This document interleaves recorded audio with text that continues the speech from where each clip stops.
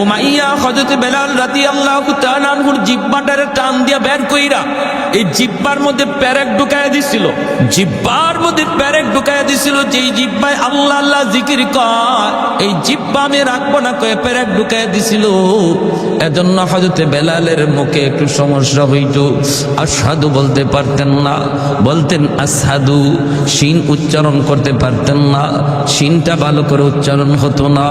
সাহাবায়ে কেরাম কয় ইয়া রাসূলুল্লাহ, ওগো নবীজি ভালো করে একজন মুয়াজ্জিন নিযুক্ত করে ফেলেন।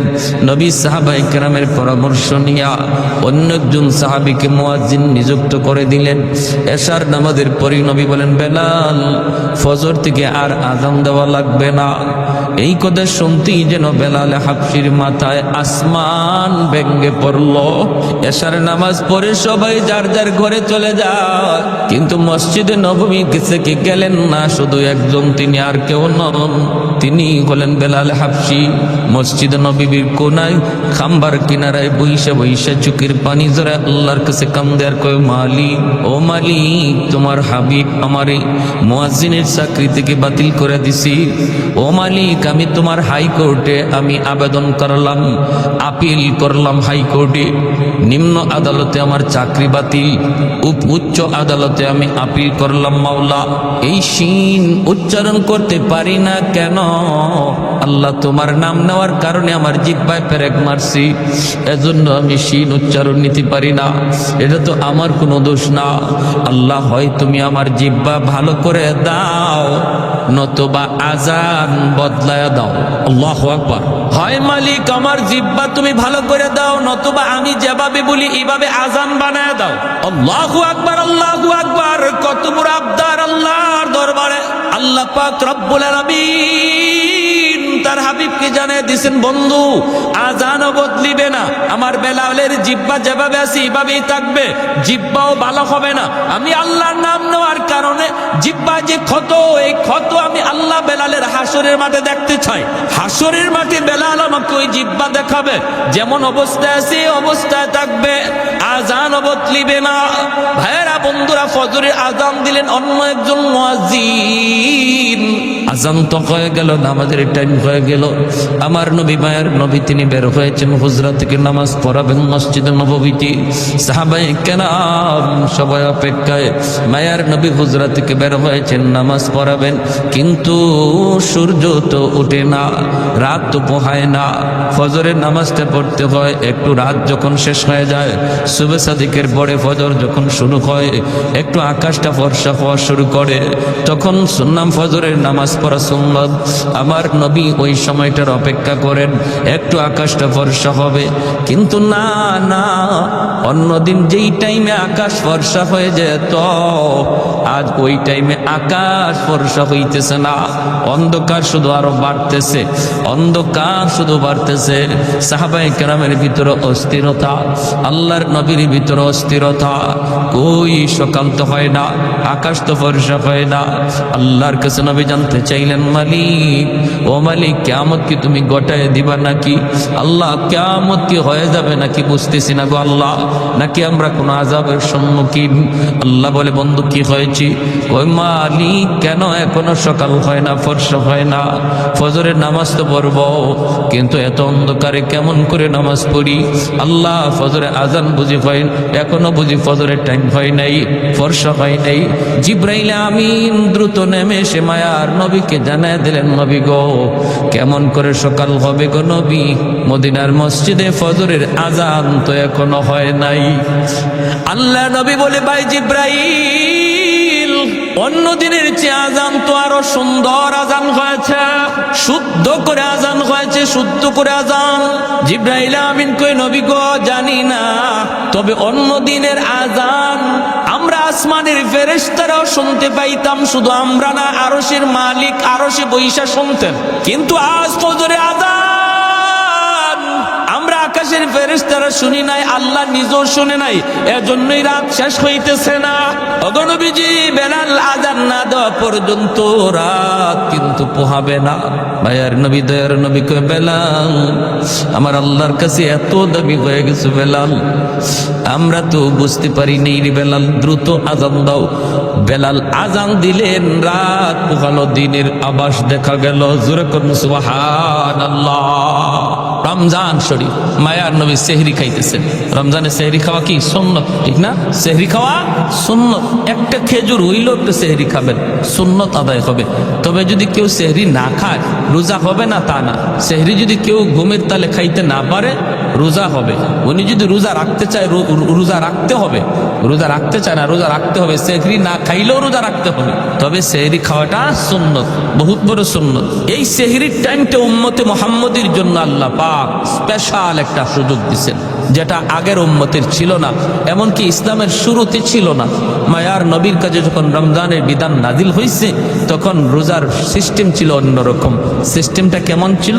সিস্টেম ছিল সকাল থেকে নিয়ে সন্ধ্যা পর্যন্ত রোজা রাখবে, এরপরে ইফতার করার পরে যদি কেউ ঘুমায়া পড়ে তাহলে আর খাওয়ার সুযোগ নেই। ঘুম থেকে উঠিয়া রাত যদি থাকেও রাতে আর খাওয়ার সুযোগ নেই। ঘুমায় গেলেই তার ঘুম থেকে রোজা শুরু। এখন রাত 12টার সময় সে ঘুমাক, রাত 12টা থেকে তার রোজা শুরু হয়ে গেছে। একদম পরের দিন সেই ইফতার পর্যন্ত, মাগরিব পর্যন্ত রোজা রাখতে হবে। এটা ছিল ইসলামের প্রথম জমানার রোজার বিধান। এতে করে নবীর একজন সাহাবী হযরত কায়েস রাদিয়াল্লাহু তাআলা আনহু, পবিত্র কোরআনের সূরাতুল বাকারার মধ্যে আল্লাহ পাক এই আয়াত নাজিল করছেন নবীর এই সাহাবীর ব্যাপারে। হযরত কায়েস রাদিয়াল্লাহু তাআলা আনহু, ইনি একজন দিনমজুর ছিলেন, একজন কৃষক ছিলেন। সারা দিন জমিতে, সে মরুভূমিতে কামকাজ করেন, রোজা রাখা কামকাজ করছেন। ইফতারের সময় আসছেন, আয়েশা তিনি বিবিরে বলতেছেন, বিবি গো, সারাদিন কাম করছি, খুব ক্লান্ত, কিছু আছে ইফতারি কিছু আছে? ইনি বলে, আমি আপনার কাছে আনতেছি, ইফতারি রেডি নাই, রেডি করে আনতেছি, আপনি একটু ধৈর্য ধরেন। কইতেই সারাদিনের ক্লান্ত মানুষ তো একটু খালি হেলান দিছেন, আর হেলান দিতেই ঘুম চলে আসছে। বলুন তো দেখি, ঘুমাইলে পরে আর খাওয়ার সুযোগ আছে? দাদা বুঝছেন, উনি ঘুমায় গেছেন, ক্লান্ত মানুষ তো।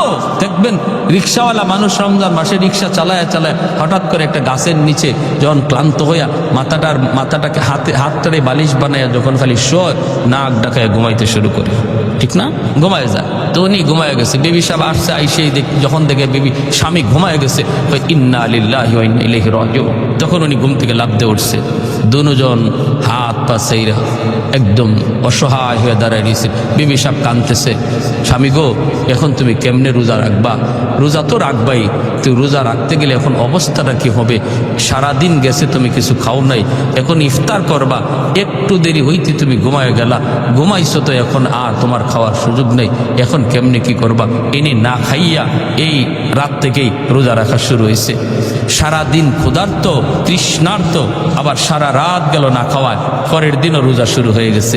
পরের দিন রোজা শুরু হয়েছে, যখন দুপুর হয়ে গেছে তখনই উনি ওনার মাঠেই যেখানে কাজ করতেছে বেহুশ হয়ে পড়ে গেছেন। বিবি সাহেব আল্লাহর নবীর কাছে গিয়া বলছে, ইয়া রাসূলুল্লাহ, আমার স্বামীর এই অবস্থা।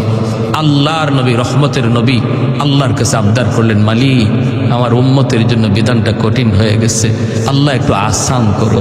সাথে সাথে আল্লাহ পাক জিবরাইল আমিন মারফতে কোরআনের আয়াত নাজিল করে ওই সাহাবীর দিকে লক্ষ্য করে আল্লাহ জানাই দিলেন, বন্ধু, আজ থেকে তোমার উম্মতের বিধান আমি আসান করে দিলাম। ঘুমাইলে আর রোজা শুরু হয়ে যাবে এমন না, সারা রাত সেহরি পর্যন্ত সে খাইতে পারবে। এখন ঘুমাক আর উঠো, খাওয়ার টাইম সারা রাত। তাহলে নবীজির সাহাবীরাও উম্মতের জন্য রহমত, ঠিক না? একজন সাহাবীর কারণে আমরা রোজার বিধানটা আসান পাইছি, আর নাইলে কিন্তু আমাদেরও এইরকমই হইতো। খালি একটু ঘুমাইবেন, শেষ, আর খাওয়ার সুযোগ নেই, রোজা শুরু হয়ে যেত। এই সাহাবীর ঘটনার পরে রোজার বিধানটারে আল্লাহ আমাদের জন্য সহজ করে বলেন, সকাল থেকে নিয়ে মাগরিব পর্যন্ত, ইফতার পর্যন্ত তোমরা রোজা রাখবা, খাইবা না, পানি পান করবা না। আর ইফতারের পর থেকে নিয়ে সেহরি পর্যন্ত সারা রাত তোমরা যখন মন চায় যা খাও, তোমাদের জন্য সে সুযোগ করে দেওয়া হয়েছে। আল্লাহ নবী সেহরি খাইতে বসছেন, বেলাল হাবশি আজান দিবেন, ফজরে আজান। মুয়াজ্জিন সাহেবরা আজান দেওয়ার আগে ইমাম সাহেবের একটু খবর নেয়, তো বেলাল হাবশি রাদিয়াল্লাহু তাআলা আনহু তিনিও ফজরে আজান দিয়ে দিবেন, সেহরির টাইম শেষ হয়ে গেল। তিনি তো চিন্তা করতেছেন আমার নবী এখনো কি তিনি খানা খান নাকি খানা থেকে সেরে ফেলছেন, একটু যায় দেখে আসি। বেলাল চলে আসলেন আল্লাহর নবীর কামরায়, আইসা দেখেন মায়ার নবী এখনো খানা খাইতেছেন, আর নবীর সাথে আর একজন অপরিচিত মানুষ খানা খাইতেছে। আল্লাহর নবীকে খানা খাওয়া দেখেই বেলাল ডাক দিয়া বলতেছে, নবী গো সেহরির টাইম শেষ হয়ে গেছে গো নবী, আর খানা খাইয়েন না। আল্লাহর নবী দেখে বলতেছেন, বেলাল কি কইছ? বলে, নবী গো সেহরির টাইম শেষ। ঠিক আছে, বেলাল চলে গেছেন। বেলাল মনে মনে ভাবছেন তাহলে তো নবী এখন খানা শেষ করে ফেলবেন। বেলাল চলে গেছেন, চলে যাওয়ার পর একটু পরে আজান দিবেন, আসছেন কই দেখি কে নবী এখনো খানা খায়া শেষ করছেন নি। আয়া দেখেন নবী এখনো তিনি খানা খাইতেছেন। বেলাল ডাক দিয়া বলে, ইয়া রাসূলুল্লাহ সেহরির টাইম শেষ, খানা খায়েন না। নবী কয় ঠিক আছে। বেলাল আবার চলে গেলেন, যাইয়া একটু পরে আজান দেওয়ার আগেই ভাবতেছেন যে দেখি দেখি এখনো নবী খানা খায়া শেষ করছেন নি। আইসা দেখেন মায়ার নবী এখনো খানা খাইতেছেন। এইবার হযরত বেলাল বলি, ইয়া রাসূলুল্লাহ খোদার কসম ওগো নবী সেহরির টাইম শেষ। যেই মাত্র বেলাল কয় খোদার কসম সেহরির টাইম শেষ, তখনই মায়ার নবী কয় কি তাড়াতাড়ি গোসল, সেহরির টাইম শেষ। বেলাল কসম খেয়ে ফেলছে, সেহরির টাইম শেষ। নবী যা ছিল সাথে সাথে হাত থেকে ফালাই দিচ্ছেন। দুজন অপরিচিত একজন মানুষ নবীর সাথে খানা খাইতে বসছেন।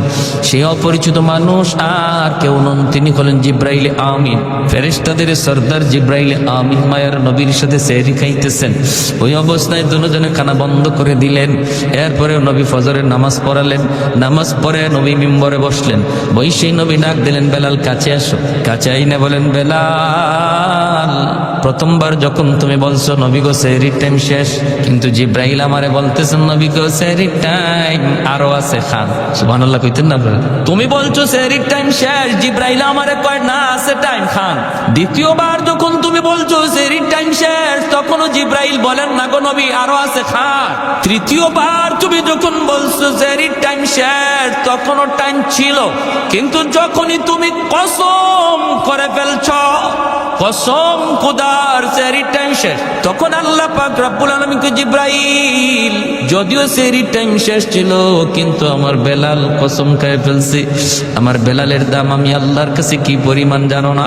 আমার বেলালের কসমের ইজ্জত রক্ষায় আমি আল্লাহ টাইম থাকলেও অফ করে দিলাম। আর একটু জোরে পড়না সুবহানাল্লাহ।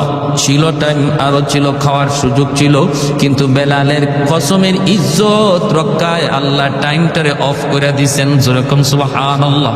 আহাদুল লাইসা কামিসলি সামাদুল লাইসা কাফাদলি লিমানিল মুলকু তুগু ইতু সাজাওয়ার খুদাই তু খুদা ওয়ান্দে ইয়ামিনি তু খুদা ওয়ান্দে ইয়াসারি তু খুদা ওয়ান্দে জামিনি তু খুদা ওয়ান্দে সামাই তু রহিমি তু করিমি তু সামিঈ তু বসিরি তু মুইজ্জি তু মুযিল্লি তু মালিকিল আরশি বাজাই। একটু জোরে করুন আল্লাহু আকবার। এজন্য বলি রে যুবক, যৌবন কালটা হলো আল্লাহর ওলি হওয়ার বয়স। বেলাল হাবশী যৌবনেই তিনি আল্লাহরে খুশি করে ফেলছেন। যৌবন কালেই তিনি জিরো থেকে হিরো হয়েছেন। যৌবন কালেই তিনি ছিলেন গোলাম, গোলাম থেকে মায়ার নবীর পার্সোনাল সেক্রেটারি হয়েছেন।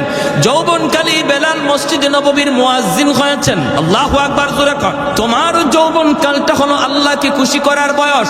কারণ যৌবনে যখন যুবক আল্লাহর গোলামি করে, যৌবনকালে যুবককে যখন মসজিদে পাওয়া যায়, একজন যুবককে যৌবনে যখন রোজা রাখতে দেখা যায়, যৌবনকালে যখন বাপ মার সেবা করতে পাওয়া যায়, যৌবনকালে যখন মুরব্বীদের শ্রদ্ধা করতে দেখা যায়, যৌবনকালে যখন আল্লাহর ভয় অন্তরে পাওয়া যায়, গান বাজনার আয়োজন করে না, করে তো করে ওয়াজ মাহফিলের আয়োজন করে, ওই যুবক যৌবনে ওলির খাতায় নাম উঠায় নেয়। লা ওয়ারা কাল কাফি, মায়ের নবী বলেন যার গুনাহ করার সুযোগ ছিল, সামর্থ্য ছিল, এরপর আল্লাহর ভয়ে যে যুবক গুনাহ করে না, সুযোগ ছিল রাতের অন্ধকারে জিনা ব্যভিচার করার, সুযোগ ছিল দরজা বন্ধ কইরা খানা খাইয়া মানুষের সামনে রোজাদার সাজার, সুযোগ ছিল দরজা বন্ধ করে পানি পান কইরা মানুষের সামনে রোজাদার সাজার, এরপরও যেই যুবক যৌবনে আল্লাহর ডরাইয়া মানুষের চোখে ফাঁকি দিলেও আল্লাহর চোখে ফাঁকি দেওয়া যায় না, এই বিশ্বাস অন্তরে নিয়ে যেই যুবক সর্বদা আল্লাহর ভয় অন্তরে রেখে চলছি, মায়ার নবী দয়ার নবী বলেন ওই যুবকের কলিজার দিকে তাকাইয়া আল্লাহ পাক আসমান জমিন এখনো টিকায়া রাখছি, নতুবা জমিন প্রতিনিয়ত আল্লাহর কাছে আবদার করে মালিক আর কত আমি গুনাহগারের পায়ের আওয়াজ শুনবো, আর কত আমি সুদখোরের পাঁচতলা বিল্ডিং এর লোড নিব, আর কত আমি ঘুষখোরের 10তলা বিল্ডিং এর লোড নিব। আলা কুল্লা ইয়াউমিন ওয়াল আরদু ইস্তাজিলু রাব্বাহু আবতালিউ ইবনা আদম ফি কারি, মালিক অনুমতি দাও, অনুমতি দাও, এই ফরিদপুরের গুনাহগারগুলির আমি জমিনের ভিতরে গিলে ফেলি, আমি সুদখোরের 5তলা বিল্ডিংটা গিলে ফেলি, তুরস্কের জমিন 5তলা 10তলা বিল্ডিং গিলে ফেলেছে, সিরিয়ার জমিন 50,000 মানুষ গিলে ফেলেছে।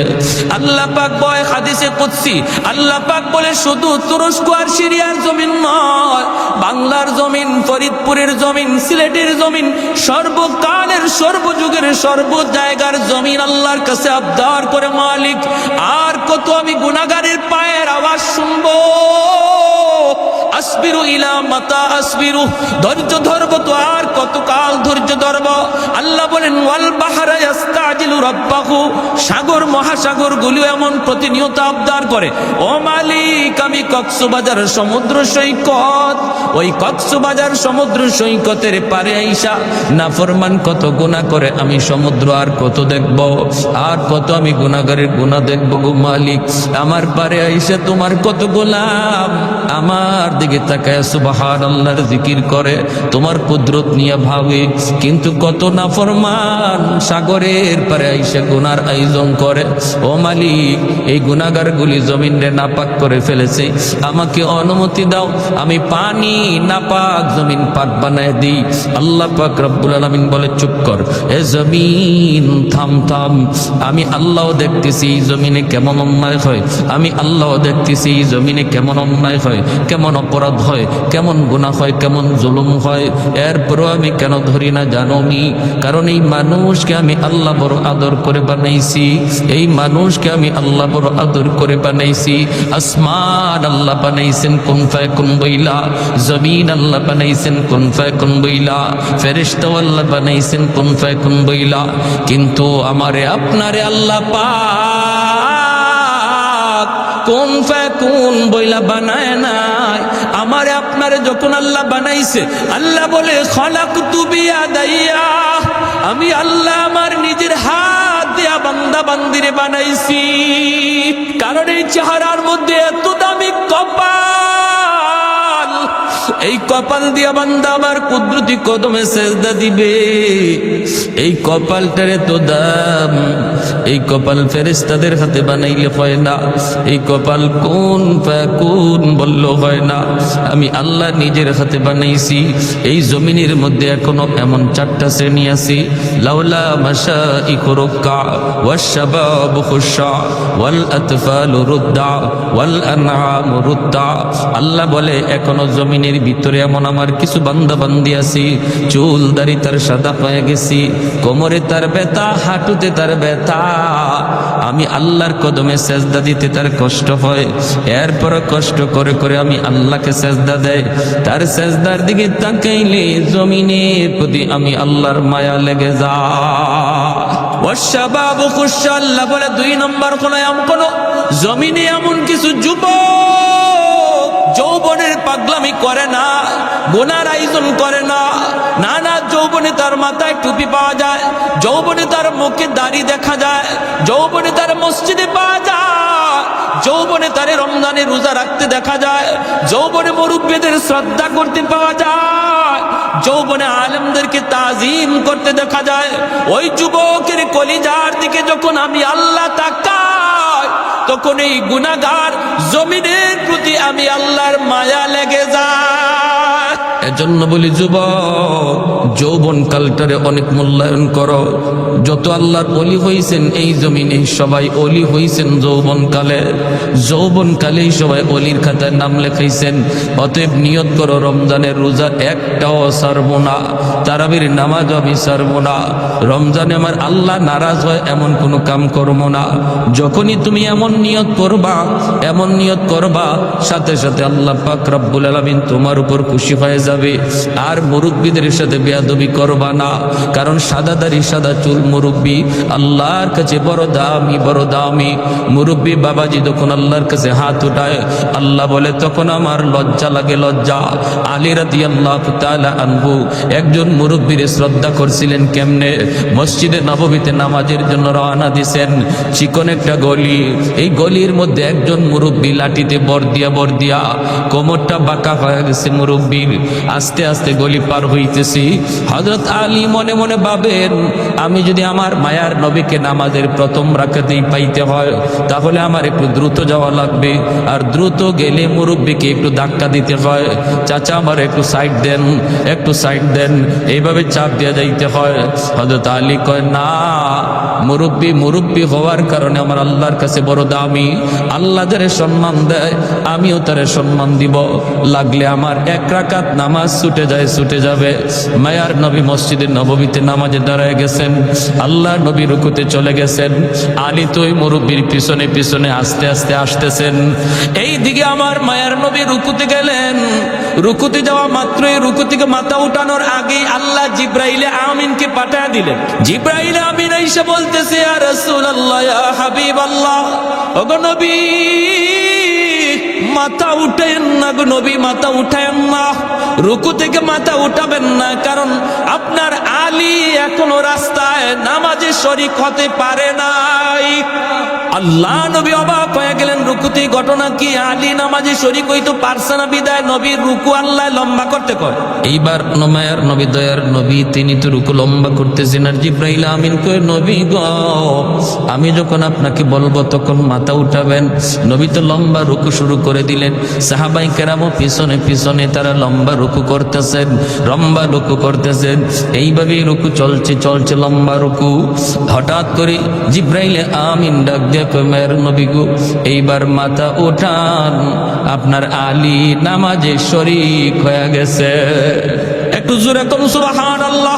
হায়দার তেরা নাম সে ইসলাম রখেগা, हैदार तेरा नाम से इस्लाम रखेगा, दुनिया की शजाअत में तेरा नाम रहेगा, दुनिया की शजाअत में तेरा नाम रहेगा, उस्मान तेरा नाम से इस्लाम रहेगा, दुनिया की सखावत में तेरा नाम रहेगा।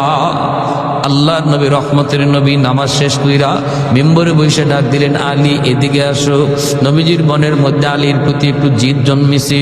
আলী কেন আজকে নামাজে আসতে দেরি করলো, আর আমার এবার রুকুতে এত লম্বা সময় কেন দিতে হলো? নবী ডাক দিয়া বলতেছেন, আলী রে, আজকে নামাজে আসতে কেন তুমি দেরি করলা? হযরত আলী কয়, কই গো নবী, বেশি দেরি তো হয় নাই, আমি তো আপনাকে রুকুতে পাইছি। রুকুতে পাইছো? কেমনে পাইছো, হুশ আছে? ইয়া রাসূলুল্লাহ, আমি তো আপনার রুকুতে পাইছি। নবী কয়, আলী, তোমার রুকু পাওয়ানোর জন্য আল্লাহ আমারে রুকুতে হ্যাং করে রাখছে। তোমার রুকু পাওয়ানোর জন্য আল্লাহ আমারে রুকুতে আটকায় রাখছে। জিব্রাইল আমিন আইসা আমার কানে কানে কয়, নবী গো, মাথা তুলবেন না, আলীরে রুকু পাইতে দেন।